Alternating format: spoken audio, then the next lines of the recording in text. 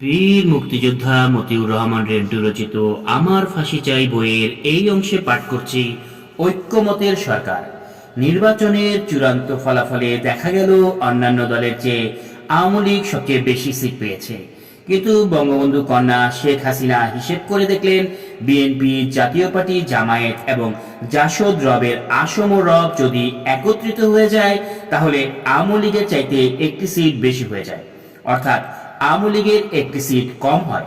সেক্ষেত্রে আওয়ামী লীগের পরিবর্তে বিএনপি, জাতীয় পার্টি আর জাসদের আসম রব এই জোট বা সম্মিলিত দলগুলো সরকার গঠন করতে পারে এবং সংসদের সংরক্ষিত 30টি মহিলা সিট অনায়াসে নিজেদের মধ্যে ভাগাভাগি করে নিতে পারে।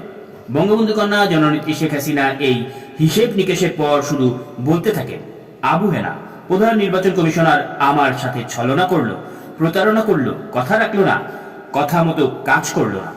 এরপর 15ই জুন সন্ধ্যাবেলায় বঙ্গবন্ধু কন্যা শেখ হাসিনা জাসদ নেতা এবং জাসদের একমাত্র নির্বাচিত সংসদ সদস্য আসম রবকে যে কোনো প্রকারে ছলে বলে কৌশলে তার বাসায় নিয়ে আসার নির্দেশ দেন। স্বৈরাচারী এরশাদের 1988 সালে পার্লামেন্টের গৃহপালিত বিরোধী দলীয় নেতা সম্মিলিত ওয়াচডগ আসম রবকে এই সংবাদ দিলে মনে হলো তিনি এমন একটি সংবাদের জন্য চাতক পাখির ন্যায় অপেক্ষা করছিলেন। বঙ্গবন্ধু কন্যা শেখ হাসিনা আমন্ত্রণ জানিয়েছেন বলার সঙ্গে সঙ্গে আসম রব এমপি বঙ্গবন্ধু কন্যা শেখ হাসিনা ধানমন্ডি 5 নম্বর রোডের 54 নম্বর বাড়িতে ছুটে চলে আসেন। দ্বিতীয় তলার ভিভিআইপি রুমে আসম রব এমপিকে বঙ্গবন্ধু কন্যা শেখ হাসিনা বসতে দিলেন, মিষ্টি খাওয়ালেন, তারপর বললেন, রব ভাই, আপনারাই দেশ স্বাধীন করেছেন, বাংলাদেশ বানিয়েছেন, আপনারাই তো আমার পিতাকে শেখ মুজিব থেকে বঙ্গবন্ধু বানিয়েছেন, সারা বিশ্বে পরিচিতি দিয়েছেন। এসবের মূলে ব্যক্তিগতভাবে আপনার অবদান রয়েছে সবচেয়ে বেশি। আসম রব বলে, আপনি তো তখন রাজনীতিতে ছিলেন না, কাজেই আপনি জানেন না আমরা কখনোই বঙ্গবন্ধুর বিরোধিতা করতে চাইনি, আর আমি ব্যক্তিগতভাবে তো কখনোই বঙ্গবন্ধুর বিরোধিতা করিনি। বঙ্গবন্ধুর চারপাশে যারা ছিল এবং আমার সাথে গুটি কয়েক, এরাই আমাদের মধ্যে দূরত্ব সৃষ্টি করে দিয়েছিল। আসলে বঙ্গবন্ধুই আমাদের প্রকৃত নেতা ছিলেন, আর আমরাই বঙ্গবন্ধুর প্রকৃত লোক ছিলাম। বঙ্গবন্ধু কন্যা শেখ হাসিনা বললেন, হ্যাঁ রব ভাই, আপনারাই বঙ্গবন্ধুর প্রকৃত লোক, তাই তো আমি আপনাদের দিয়ে মন্ত্রিসভা গঠন করতে চাই। আমরা সকলে মিলেমিশে সরকার গঠন করে দেশ চালাতে চাই। আসম রব বললেন, মনের দিক থেকে তো অনেক আগেই আমি আপনার নেতৃত্বে দেশ পরিচালনার প্রস্তুতি নিয়ে আছি এবং এতদিন তো কেবল আপনার ডাকের অপেক্ষায় ছিলাম।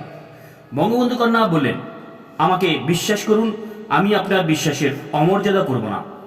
আসম রব বললেন, হ্যাঁ হ্যাঁ, আপনাকে বিশ্বাস করার ব্যাপারে আমার কোনো ঘাটতি নেই।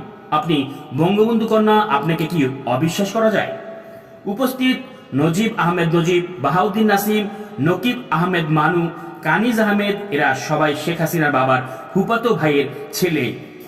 রাম মোহন দাস, মৃণাল কান্তি দাস, আনান, সেন্টুদের দিকে তাকিয়ে আসম রব বলেন, আমি নেত্রীর সঙ্গে একটু একা কথা বলতে চাই। বঙ্গবন্ধু কন্যা শেখ হাসিনা উপস্থিত সকলকে বললেন, তোমরা এখন বাইরে যাও। সবাই বাইরে চলে এলো। বঙ্গবন্ধু কন্যা শেখ হাসিনা আর জাসদ নেতা আসম রব ভিতরে একান্ত কথা বলছে। মিনিট 5 পর বঙ্গবন্ধু কন্যা শেখ হাসিনা কলম এবং 2টি কাগজ চাইলেন। একটি কলম এবং 2টি কাগজ ভেতরে দেওয়া হলো। বাইরে থেকে বোঝা গেল বঙ্গবন্ধু কন্যা শেখ হাসিনা এবং জাসদ নেতা আসম রব নিজেদের মধ্যে একটি লিখিত চুক্তিনামা করলেন। মিনিট 15 পরে আসম রব চলে গেলেন। বঙ্গবন্ধু কন্যা শেখ হাসিনা ঘোষণা করলেন, আসম রবকে ম্যানেজ করা গেছে, এবার হয়তো সরকার গঠন করতে পারব। পরের দিন সকালে রামমোহন দাস একটি হিসেব নিয়ে এসে বঙ্গবন্ধু কন্যা শেখ হাসিনাকে বুঝালেন যে বিএনপি, জাতীয় পার্টি, জামায়াত ইসলাম, জাসদ রব এবং একমাত্র স্বতন্ত্র এমপি কুষ্টিয়ার মকবুল হোসেনও যদি এক জোটভুক্ত হয় তাহলেও আওয়ামী লীগের সংখ্যাগরিষ্ঠতা থাকে এবং আওয়ামী লীগ সরকার গঠন করতে পারে, কারণ একাধিক আসন থেকে বিজয়ী সংসদ সদস্যদের সংবিধান অনুযায়ী শপথ নেওয়ার পূর্বে একটি মাত্র আসন বা সিট রেখে বাকি আসন বা সিট ছেড়ে দিতে হবে এবং ছেড়ে দেওয়া সেই আসন বা সিট শূন্য ঘোষিত হবে। অর্থাৎ এক ব্যক্তি যতগুলো আসন বা সিট থেকেই বিজয়ী হোক না কেন, এক ব্যক্তিকে একজন এমপিতেই হতে হবে এবং একজন এমপি হিসেবেই ধরা হবে। সেদিক থেকে বিএনপি, জাতীয় পার্টি, জাসদ, জামায়াত এবং স্বতন্ত্র জোটের আসন বা সিট ছাড়তে হয় 11টি, আওয়ামী লীগের 4টি। শপথ নেওয়ার পূর্বে ছেড়ে দেওয়া আসন বাদ দিয়ে হিসেব করলে দেখা যায় আওয়ামী লীগের একারই উল্লিখিত জোটের চাইতে 1টি আসন বেশি থাকে। জননেত্রী বঙ্গবন্ধু কন্যা শেখ হাসিনা এই হিসাব বোঝার পর বলে উঠলেন, ওরে হারামজাদা, আগে কইছিলি, এখন সব শেষ, এখন সব শেষ। রব ভাউতাবাজি দিয়ে আমার কাছ থেকে লিখিত নিয়ে গেছে, এখন আর তা পাল্টানো যাবে না। হারামজাদা, আগে কি করলি, এখন কি করি, রবের কাছে আমার লিখিত আছে।